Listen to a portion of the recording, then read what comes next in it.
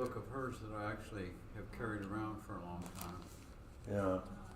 Anyway, yeah, it's good, and there's some interesting takes on it. But I spent more time thinking about Borges. than I did anything else because he has such an interesting history. I mean, I had read a book by Ben.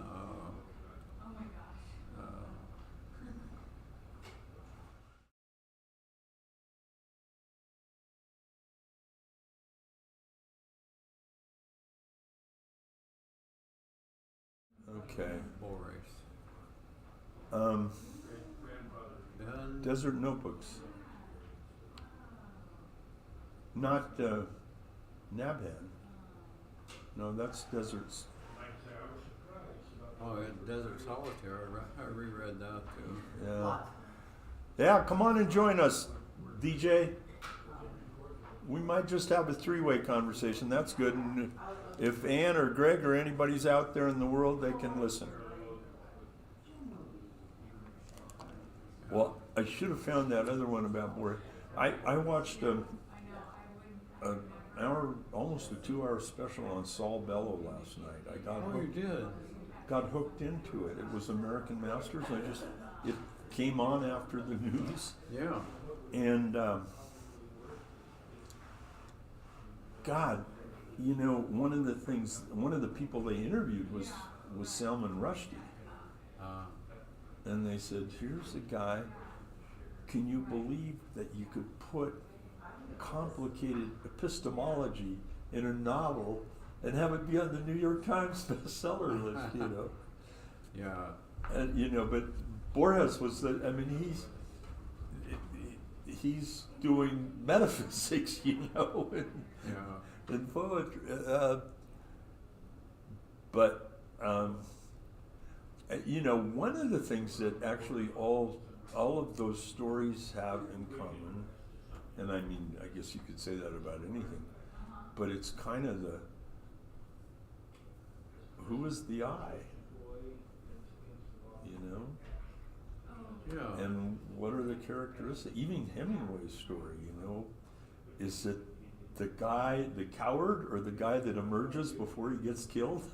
I mean, who's the real? Yeah. And, I'm sure authors think about that a lot. They think about how am I portraying this, how's it being perceived, then am I making the transition like characters, the coward to the idiot. I mean, standing in front of a bull was kind of. I thought Hemingway did a great job of setting that whole thing up. Yeah. Leaving the rifle in the car with her. Yeah. And what's her? What Mama Saab or Mem Sahib? Mem Sahib, and then describing so well. Well, first of all, the guide sets up the hunt and the taking care of that bull that may rush out of the really well by describing exactly how he should be shooting if he has to. And here we are right toward the end, and it's all coming together, because she didn't have to shoot him because he was going to get mowed down anyway from what was happening as he described each shot bouncing off of the horns. The descriptions, and then at the end, he did a good job. Well, Please don't. He was. Stop it. I've got to go back and read Snows of Kilimanjaro. Oh. But the whole idea of courage, and of course Ann Stevens read it and hated it because it was too macho for her. But I think Hemingway was always, there was the macho side of him, but there was confusion too. It's not nobody gets a free pass. Courage is a little more if anybody gets a free pass in that story, it's the guy, but even he doesn't come across as a sympathetic character. Oh no. You know? No, I mean, all through it, he's pretty much a guide asshole. Yeah. Just taking advantage of whatever. Taking advantage of whatever comes his way. Yeah. So I think you got to be careful with Hemingway. I think you do. I think you gotta. You know, in his posthumous books, he's got him. You know, he wants his women to cut their hair short. I mean, he's got these ambivalent feelings about gender that are pretty interesting. Gather this stuff up. Come on and step in here. Where in the heck did DJ go? Hey, Running an art center right here. he's here. Hi. Hi. How are you? I'm good. You want to come and talk about stories? I can't right now. Oh, okay. What stories are you talking about? Well, we read short stories for this Ooh. month's. Any short stories? Well, any that you like, but we read a Hemingway and Ursula Le Guin. I just read a Annie you know the lady I'm talking about? She won a literary Pulitzer. Annie Proul. Yeah. Annie Proulx, yeah. She's good. How do you say it? Proulx? Yeah, that's what I do. I like it. Proulx. Proulx. Let's say it that Yeah. way. Okay. She wrote the what is it called? Brokeback Mountain. She wrote Yeah, Brokeback that's short Mountain. story. Yeah. And that was a short story. Yes. And, And what was several the others. Well, the first novel that was Shipping News. Shipping, yeah. Shipping. News. Yes. That was good. Which I loved. I thought that was a great story. Yeah. I think she eventually left Wyoming, didn't she? She went back east, didn't she? Full time. Talked a lot about Montana and Wyoming and cowboys and Yeah, but I think she left. She lived there for a while. Oh yeah. right. Was she close to you? She was in. I think probably south of Buffalo, up in that area of the state. You know, like not up in the corner by Cody, but somewhere down by. I'm trying to think of the names of all the towns. You were in the. We're in Du Bois. Du Bois. And yeah, so she was over toward Casper, not all the way over, above Lander and Riverton. It was pretty open country, but I keep thinking that Ten Sleep and places like that might have been near where she was. So what story of hers did you read now that you liked? I like all of them I read. I think she's a great writer. Yeah. I like the way she throws in words that I wouldn't think of, and I just go, oh. And I like the stories, but even if I didn't like the stories, I like reading her stuff. Yeah. Because Well, it's just, we were just talking about Hemingway. You know, that guy, like him or not, by God, when he does a description, you can see it. you can see that description. When you see that bull charging or whatever, you see that sucker. Yeah. And That yeah. So, fun. introduce yourself. I'm Robin. Hi, Robin. Jim. And Jim Jim. Bannon. Nice to And meet Jim you. and I came here about the same time 51 years ago. Oh my gosh. Yeah. And then he flitted off to Wyoming and Oregon and I was trying to make a living. trying to make Then there's that. Yeah. True story. But anyway, yeah. So I said we used to drink beer and have these discussions 50 years ago about the meaning of life. And now, And did you get it figured out? well, hell no. But we've spent 50 years working at Trying. it, you know. That's good. That counts. Well, I was just telling him, I think that, you know what, the virtue of a short story is really that you focus. And so you focus on one character or one. There's a story that we read which is called Borges and I. Have a seat, DJ. And Borges and I, Borges and I is written by this Argentine poet and philosopher and librarian who grew blind in his late years. And Borges and I is a story that's less than a page long. Wow. Yeah, it's really probably the shortest. Yeah. Oh, maybe the one you were telling me about religion. About the existence of God, yeah, he has that one too. But anyway, Borges and I, the last line of the story is, did Borges write this story or did I?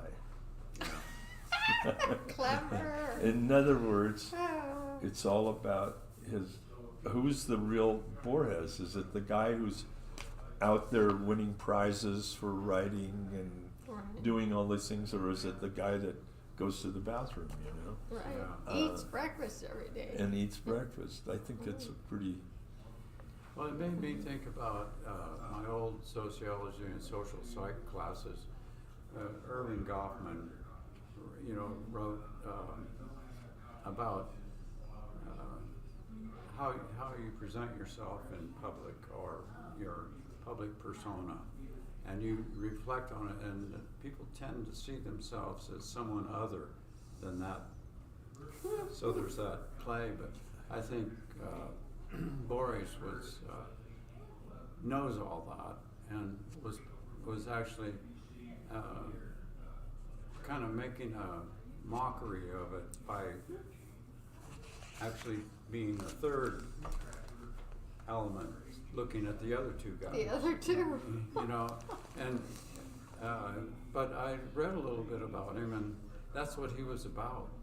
Even his nonfiction, he would create fictitious sources and use them in his argument for whatever he was arguing about. And he got that from somebody else, I can't remember. But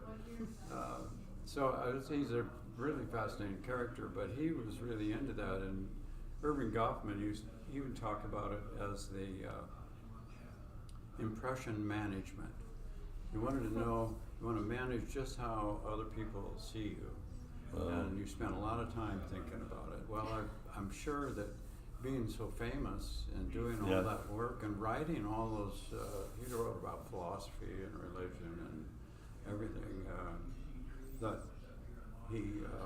Well, that managing how other people think about you gets to the heart of Hemingway's story, too. Sure. There's just, am I courageous or am I not courageous? Am I going to go after that lion or am I not? Yeah, right. Or am I going to bolt and run? Which is what I'm going to do right now, bolt and run. Okay. All right. Robin, Nice to meet you. Yeah. See you later. Yeah, we just were talking about how Hemingway is a little more... Anne Stevens was pissed when she read that story. Another macho Hemingway, And we said, Hemingway's a little more complicated than that. But in the guy who kind of skates through it all, the guide, and Jim says, yeah, the asshole guide. He doesn't come off as a good guy. Oh, an opportunist. Yeah. Well, it's just protecting his own skin, which you can understand. But Hemingway does a good job with him, with all of them. What? I think the nexus of why we're talking about short stories, and I think in the context of Little Works, is that you have so little time and space to build something up. So the character of the guide, or the character of Hemingway in that story, you don't have 50 pages of fiction knowing how this person's going to react. Yeah, you don't have his family background and his... Yeah. Yeah, So right. You don't even know how old he is, for crying sake. So you as a reader, you can help by projecting all your expectations on it. Oh, Sure. this Hemingway character is actually Ernest Hemingway. Okay, I know some stuff about him, but that constrained writing is, I think, one of the pretty bits about short stories. Also down to poetry. I was instructed to write letters of recommendation for a high school student I know. And okay, so write an essay, 2 essays of 2 topics. Okay, that's about 2 pages. Then it should be about 1 page. all right? Then the online submission form comes in. The online submission form says, okay, answer this multiple choice, and then give us a 500-character essay. 500 characters? That's insane. That's a paragraph. Yep. But writing that means condensing out all these details and saying, how do I take these 3 sentences and make them one sentence, not for the sake of just being shorter, but for the sake of how do I take those 50 pages of exposition and turn it into a word. Yeah. So there's a guy named John Gardner who wrote, he was a novelist, he was killed, he taught at Chico State, I think. But there's one of my favorite books on writing is called On Becoming a Writer, and it was written in the 20s, and he wrote a new introduction. And he said that writing a novel is like being a distance runner. You can go slow for a while and fast for a while. You can even step out of your lane. Doesn't matter. Writing a short story is like running the 400 meters. You got to stay in your lane. And writing a poem is a sprint. Not only do you have to stay in your lane, you have to go full bore the whole damn way. And there's something to that. But I think also, what you say about condensing is true, and also the whole idea of focus, that you can focus on a problem, a personality, what's the focus of Hemingway's book? It is about courage, right? We don't know enough about the characters to know what's going to happen to her afterwards, or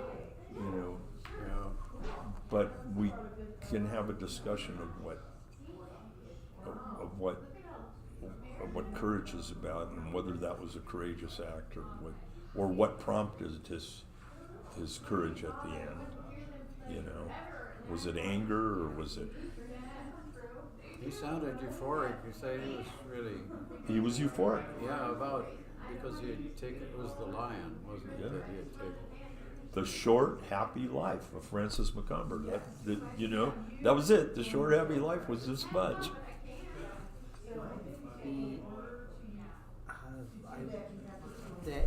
Those Compton philosophy books that I've been going through, which are not short stories. My goodness, it's long histories of philosophy. But one of the points that comes up in there with the Plato and Aristotle crowd is, if you're an artist presenting something, you're trying to present something that isn't real. If you're a scientist, you're trying to talk about the real thing, saying, okay, what's the photograph of it look like? But the artist isn't trying to do the photograph, they're trying to do something else. They're trying to get what we would call the essence of it, or the form of it. And I think that if that Hemingway short story was a novel, you talk about it being, it'd be a description, it'd be a history of this character, it'd be how they came in, you'd have all sorts of commentary on wildlife hunts and all that. But what would it be about? It'd be a photograph of history that you might as well just read the Wikipedia page. But if you wanted to distill it down into something, some individual thing, I think the succinctness of short stories does that. Maybe that's similar with the art pieces around here too. That picture of a mushroom over there, it's not that big. If you want a whole forest scene, do the whole forest scene. If you just want the mushroom, that's it.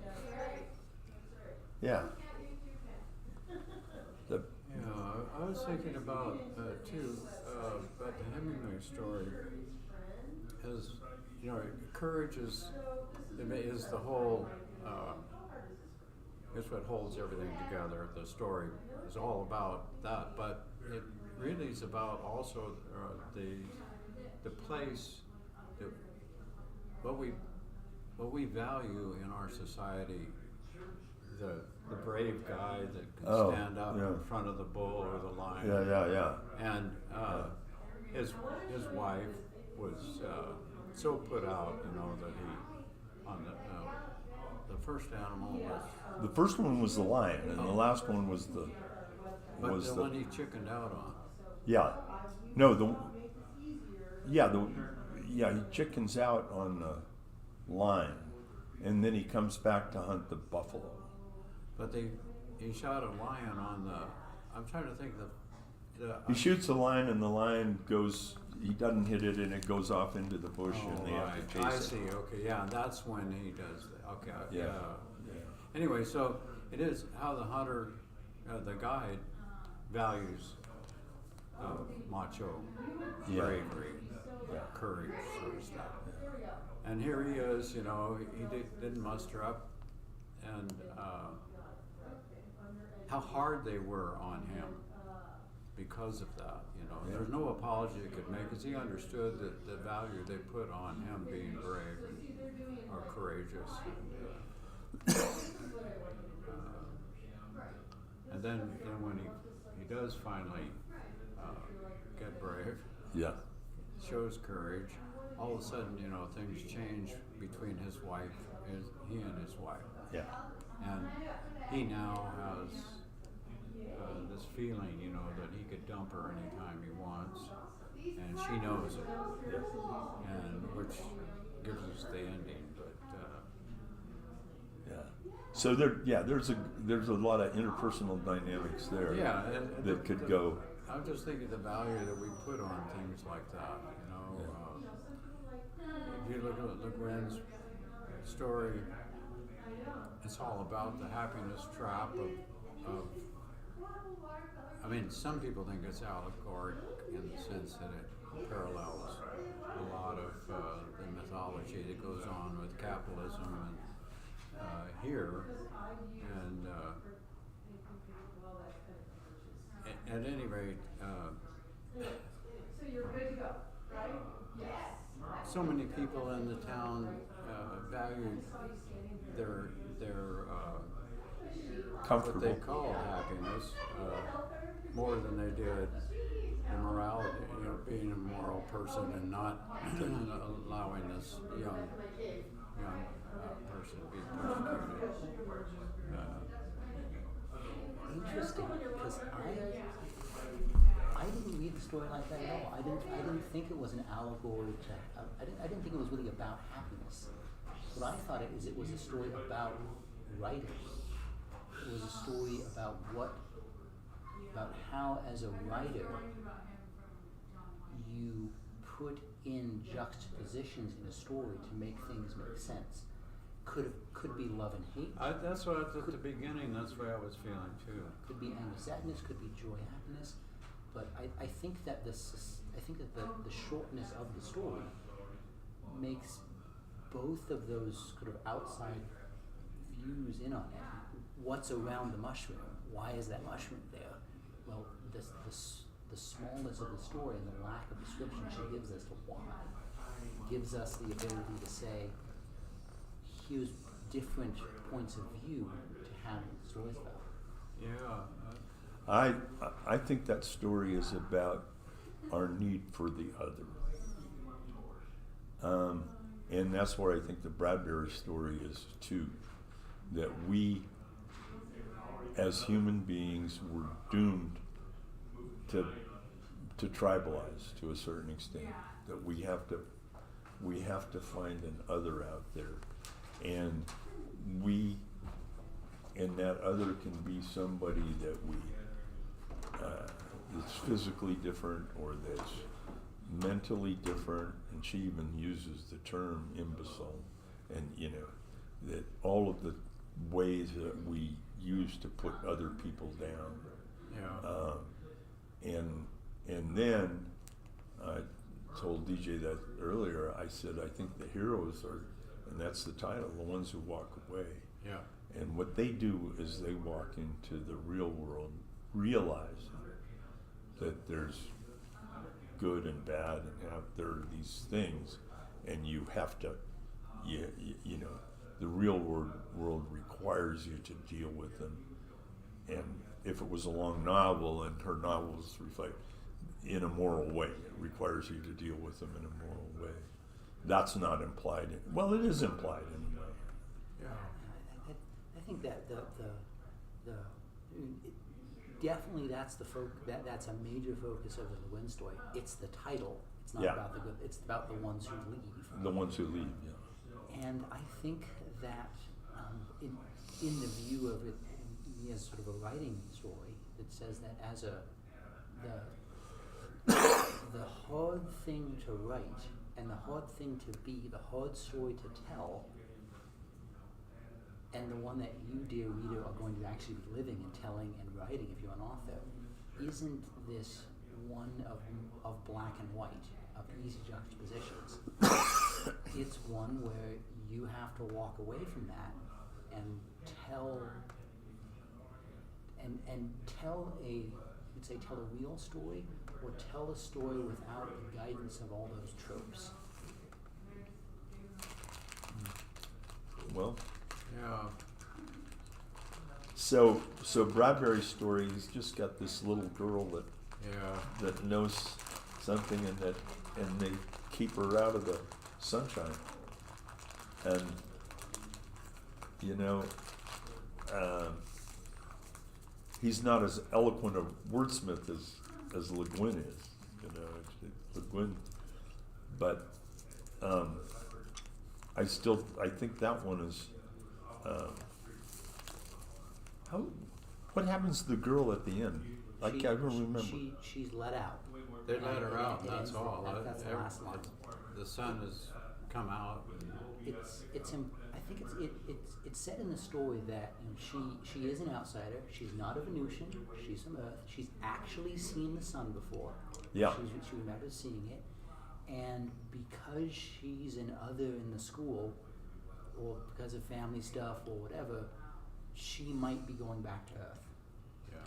So as she's let out, to me as a reader, I think, okay, well, these Venusian bullies are definitely villainous here, and I feel a little glad that this girl's going to be out of it at some point, or has the hope to be. How does she get let out? I forget that. Well, the kids actually realize that what they've done at the end and go let her out. And So this is kind of a. oh, we did that. This is kind of a reverse Lord of the Flies, that they do the right thing instead of turn into villains. It just, I this whole business of bullying and stuff, working in schools as much as I did, I really felt, the Bradbury story really hit me pretty hard, simply because I just empathize with this girl. I've seen so many cases that,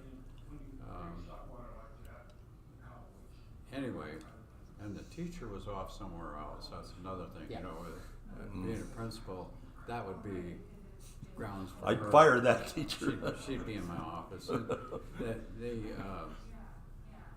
which is inexcusable with that age group anyway to begin with. You put you get those kinds of behaviors. You were talking about Lord of Flies. You get those kind of behaviors that well, they're just not healthy. And the girl, she suffered a lot because she missed the sun. She had seen it, and she had grown to the point where, when she came there, the description that Bradbury gives, she's emaciated and sad and doesn't talk much, and she really wants to get out. And you've seen a lot of those girls. Well, not a lot of. I've seen enough. I've seen it from second grade all the way up, abuse, and it's not fun to watch, and it's really hard to get rid of. But anyway, in the story, he does a good job of building it up, and then it's a really, to me, they made my heart sink when they put her in there, and then the sun actually started to break through, and she wasn't going to be out. That was hard. It's a short story. It's 2-3 pages, and a lot of that 2 or 3 pages is blank space on the page because it's told through dialogue. Yeah. What was the Guin story is 2 or 3 pages of chunky, chewy words. Bradbury's is a lot sparser in the writing. Yeah. And yet it still has that concentration to make it a memorable story that hits. And in that story,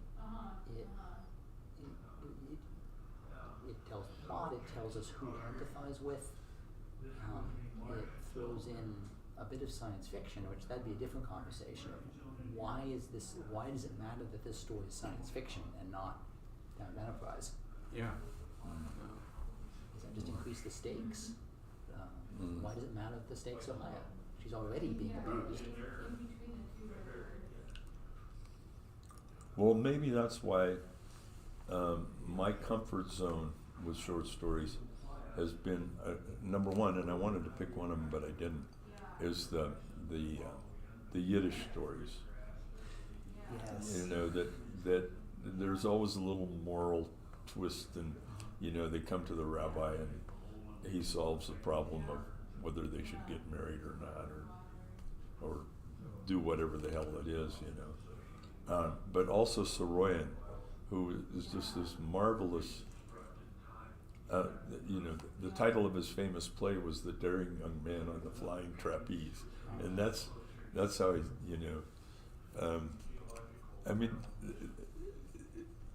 that story it's believable, but it's not. Could 2 young boys actually steal a horse and hide it for 6 months or whatever? But in his story, it's believable. They could do that and it's kind of, and it's resolved, and then you've got the uncle saying, "Don't worry about it. You got your horse back. What the hell's the deal?" Yeah. That's and what's interesting about that is coming from an Armenian, which, and he was actually, his family was from pretty close to where I was stationed in Turkey. Oh. And his family was from Bitlis. But anyway, they have this very rugged past, and somehow they come to California and they survive. And they survive by being a little bit shady sometimes and being a little bit good sometimes, and they get on with life. It's kind of an antidote to the other in a way. It's, people can get along, and even so I always, and I think a lot of his stories are like that. He's got a Homer who carries telegraphs around. He's a telegraph delivery boy, rides his bicycle around Fresno delivering telegraphs. And sad things happen and happy things happen, but it's just kind of, he creates it's a nice universe, Yeah. And maybe it's unrealistic. Maybe the real universe is closer to the highly stylized, fictionalized Le Guin or Hemingway, I was just, go ahead. It's a tangent off the point. If that one's closely related, bring it in. Go ahead if it's closely related. Well, what I thought after reading that, my education background was, I had a couple of teachers in Du Bois, and I was trying to encourage interdisciplinary approach. Uh-huh. And a small school, you can get away with a lot, and we could do that. But so a couple of teachers, English teacher and a social studies, teamed up. So they took, she took literature, and he took what he could from history and And anyway, and they built this program. It was really kind of fun to watch. Well, I thought about Saroyan's story was, it could be, I think I read that story probably, I was either a junior in high school or something. But today, I would say that would be one of the pieces of literature that teacher could use, that the history and social studies teacher could also use. Oh. Because of the history of the Armenian. Yeah. And And immigrants. All of that whole thing could just build into a really good story that children and young people could get into. Whereas if you just told them a story about the Armenians and the kinds of things they did, that's interesting history. But to see it played out, you know, the mythology around and you know, just what they carry with them, the stories they tell about themselves and the stories other people tell about them make a difference in their world and how they survive. Yeah. So, because they had, and you could reach back and say, well, why is that significant? And it just is a good story for just waking you up to diversity and different culture and the people naturally speak Armenian, and then they speak English, and values, you know. Okay, so here's a hot take on that idea, and I think it goes back to what's a short story. Is I think that idea emphasized means that what is taught in a history class or literature class is historical fiction. Neither history nor fiction. It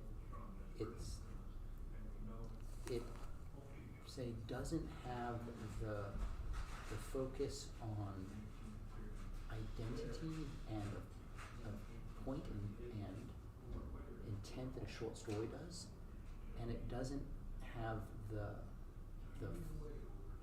facts and citations that history does. Hemingway's short story on Line Hunting, is that a reasonable thing to read if you want to understand big game hunting? There's probably a lot better things to read. Is it a distillation of courage? Okay, I think it's closer to that than is a history of big game. But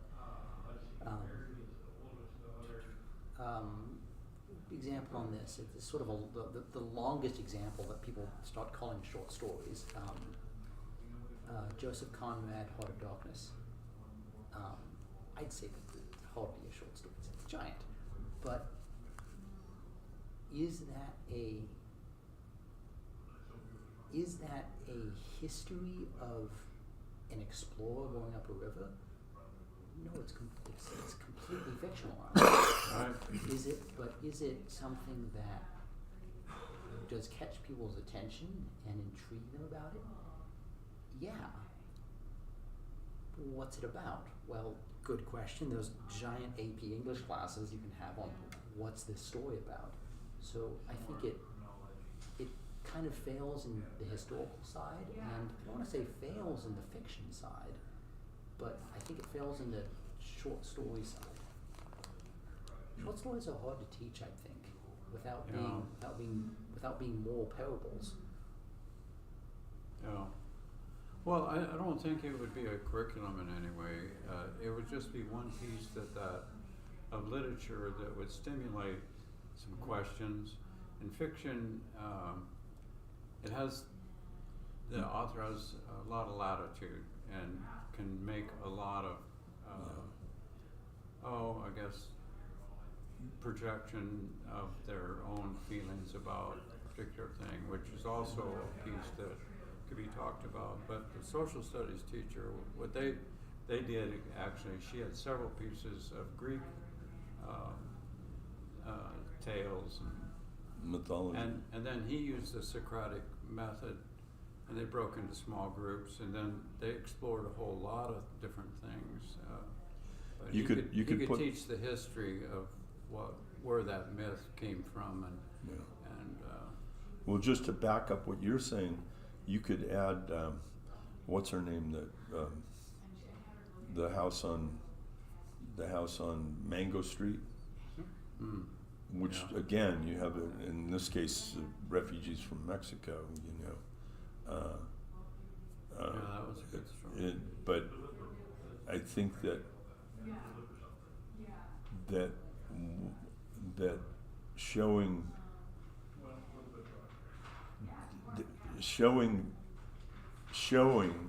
without telling diversity, right? I mean, what the writing people do is say show, don't tell. So don't explain this to me. Just give me an example. Give me a picture. Give me a picture of what a universe looks like where everybody is not a white Anglo-Saxon Protestant, you know. Yeah. And that's a history paper or photograph or novel. It's harder to have as a short story. Yeah. well, no, what you have to have, short stories attack certain things. So what you do, I think what you can do with short stories is you can have a multiplicity, and I think that's what you're talking about. Yeah, A and multiplicity several of even. stories that can give you, so if I were going to do a thing on diversity, Right. what novel would I pick?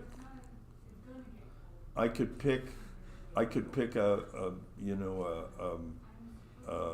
Luis Urrea novel about the tensions between Hispanic and white.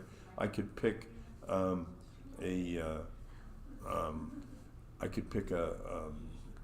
black, Oprah Winfrey, one of the award-winning writers, or I could pick a whole bunch of different stories with different people, a multiplicity of people. I'd say that you could pick any reasonably sized novel. Has diversity in it, but I don't think you could pick any short story. No. Oh no, you couldn't. Because a lot of those short stories, No. their point Right. isn't diversity; it's something else. Right. No, right. No. They're every one of them is a view. Yeah. Right. And If you're doing Fresno, for example, or the history of California as part of the piece, you could use this short story, but you could also then use one about the Mexican American. Yeah. You use all kinds of stories, and You could that have choose. could really build an image of the Fresno, Sacramento Valley, all that, and get a feel for what Yeah. actually was going on there, rather than listening to Mr. Barnes up in front of the class tell you that all these things happened, and you have no image of what the hell he's talking about. Yeah.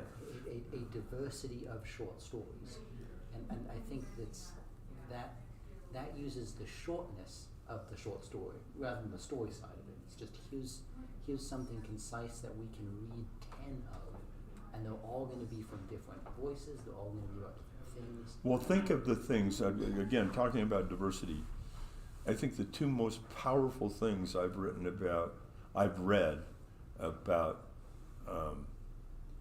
African Americans, about blacks in America, are Martin Luther King's letter from the Birmingham jail, and the letter to his nephew by James Baldwin in The Fire Next Time. That 20 pages is just, got everything in it. It's like a short story because it talks about him growing up in Harlem, being a boy preacher, and then discovering himself and warning his nephew about all of the pitfalls that he's gonna confront. That's an interesting thing. How I've been thinking of short stories as a focused bit of writing on a subject. Letters from a Birmingham Jail is absolutely a short story. It's not fiction, but Yeah. in that concentration, Yeah. It is Yeah. one. Yeah, yeah, Interesting. yeah. No, I think that sometimes we, genre. I was telling Jim, I watched this, got hooked into this 2 hour, some hour and a half biography of Saul Bellow on American Masters last night. And Bellow was married, I think it was his 5th wife or 4th wife was there when he got the Nobel Prize, and Mrs. Saul Bellow, but there was one after that too. But anyway, so the son of his first marriage said, it was really interesting. He said, I often wondered, my mother was deeply in love with him, but was betrayed or whatever the hell happened anyway. And so, but Bellows said later in his life that maybe the biggest mistake he made was divorcing his first wife. But then the son from his first wife said, but then he wouldn't have written those 6 other novels, which all focused on his other relationships, So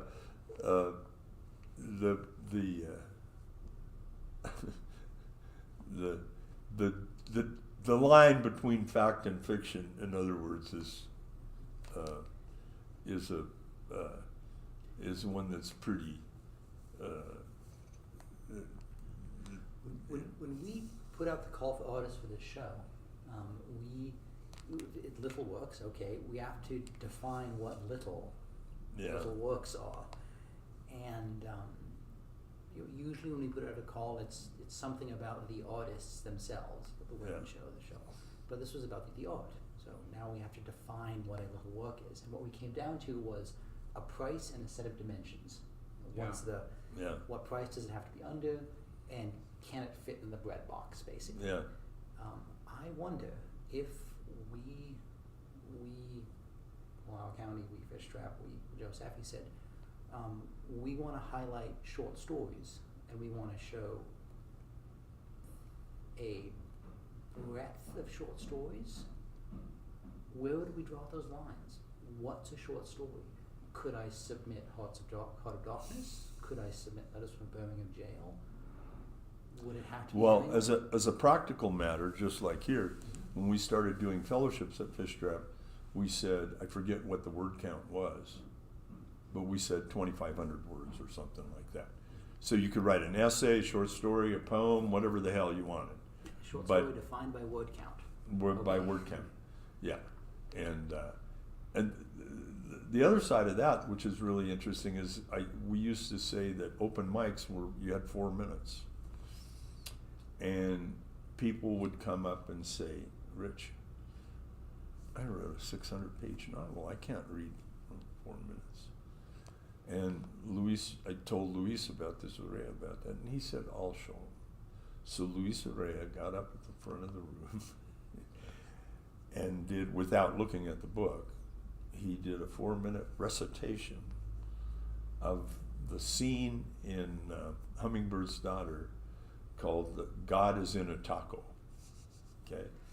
And he recited the thing with great emotion. And he said, there, 4 minutes. And Ursula also said, you can't, don't tell me to explain a novel. I wouldn't have written the goddamn thing if I could explain it in a sentence. But can I give you a taste of that novel in 4 minutes? I better be able to. Or in 1 minute, I better be able to. So you kind of have to know yourself and know your own,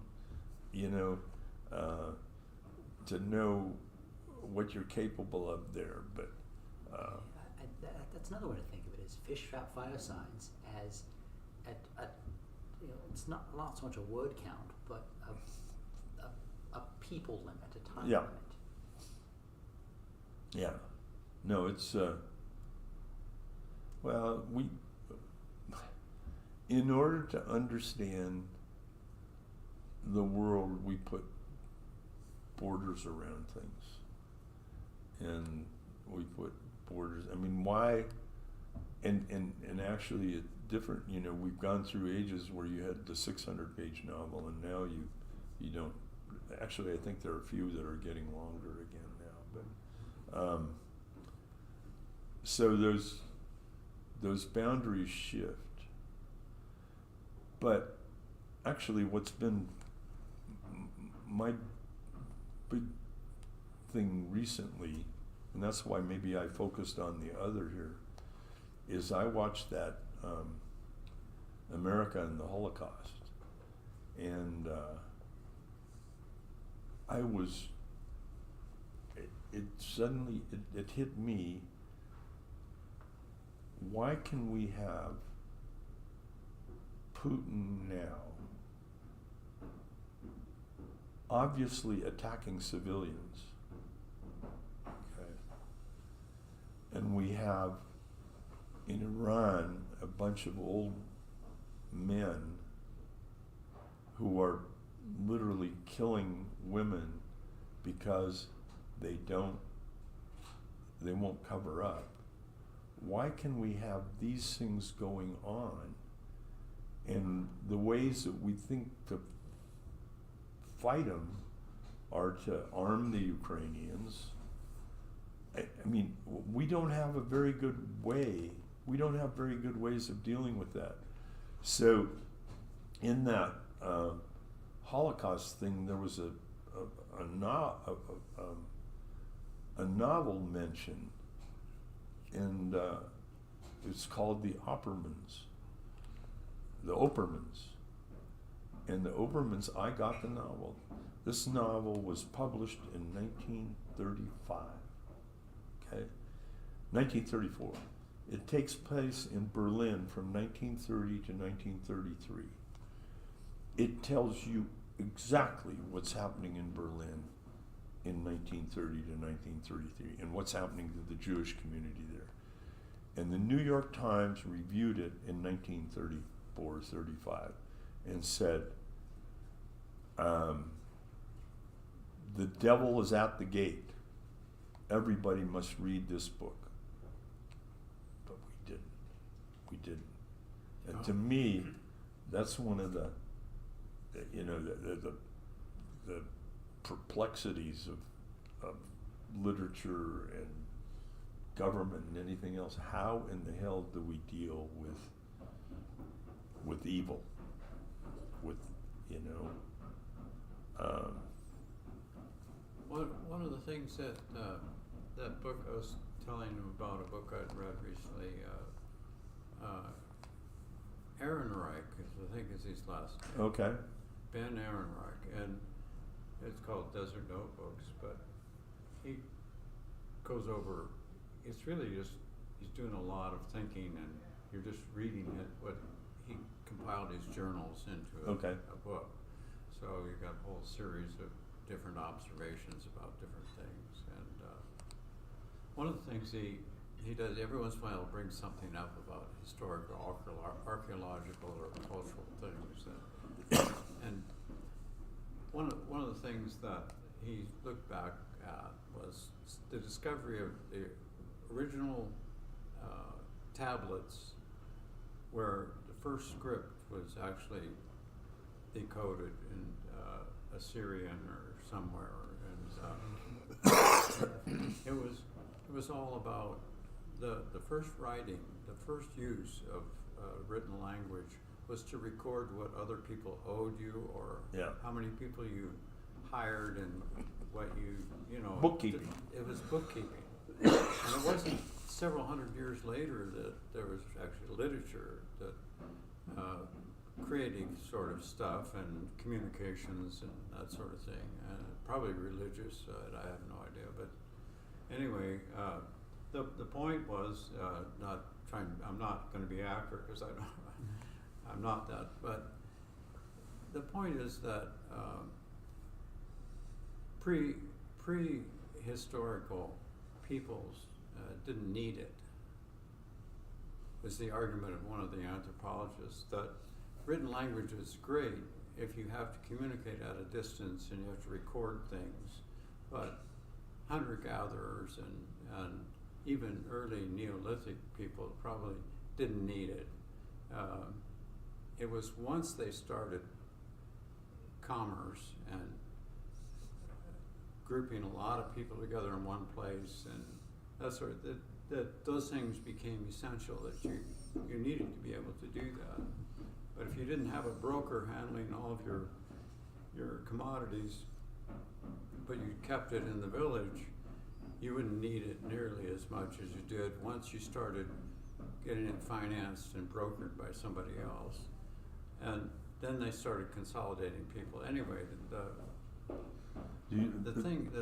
problem that we have is that technology won't solve the communication thing. And if you look at the book that was written from 30 to 33 about the family, that it just shows you how weak our ability to communicate moral things. And the church failed before that, but it's not going to pick it up. It's not going to pick it up today. It's not going to save global warming. It's not going to do any of those things. It simply is going to make a lot of things easier that we ought to get done, but it'll not reach everybody. And anyway, he in his book he mentions an awful lot of things that make sense, because his whole point is that here in the South, well, he was in the Southwest United States, and was that this is a very fragile place that will show if there is climate change, it's happening. And here, there are also a lot of historical roots of indigenous peoples that lived here successfully for quite a while prior to technology. Yeah. And it's a mixed bag that we have to deal with, but it's not going to solve the problem. And so I you know. Yeah, I know. We just keep coming back to this problem, but I think we have to, and I think that's why, in a certain sense, that I mean, Le Guin is not just talking about the other; she's also talking about evil in a way. I mean, that she's talking about morality. And well, I think I do think that the whole notion of scapegoating, sacrifice, and myths that go with that are playing out there too. Sure, they are. I think she was. I took a look online. There's a guy that does some reviews of literature, and he blogs about him. But he wrote, that she actually started that story based on something she read by William James that he had written and turned. I think he's a pragmatist, right? And that he had said, "Could we?" And I don't remember exactly, but could we have a situation like that, and people would go on and not rise up and say, "You can't do that," and people walk away. Anyway, I think she answered his question. The other thing that this guy said in her notes too about this story was that she had read something in Dostoevsky's Brothers Karamazov that was also posed this question. The question, and she didn't realize she had read it there until she'd already written her story, and she started. Yeah, we don't know what's in the background.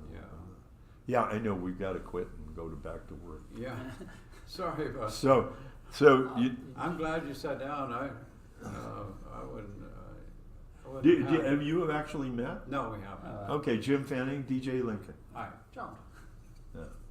So Jim and I go back 50 years because we moved here about the same time, and then he left and went around different places and became a school principal. Well, literature and reading and stuff like that, I've always done a little bit in my life, but these last few years I've started, so I'm kind of an amateur, but I've just been, there's a new novel by Celeste Nick. She said Putting Out Little Fires was her last book. Anyways, she's writes fiction. This one turns out to be pretty good too, but she's not near the writer that Hemingway or anybody like that is. So to go along with your thing, and DJ's read it too. I think Homo sapiens, right? Didn't you read Homo sapiens? Sapiens. The Jewish guy, the guy from Israel. Is that called? Yeah, it's just called Sapiens. It's called Sapiens. Yeah. Well, his premise, Jim, is that that when we were hunter gatherers and we traveled in small, the Neanderthals just were able to pretty much grunt and get along in small family groups, Sure.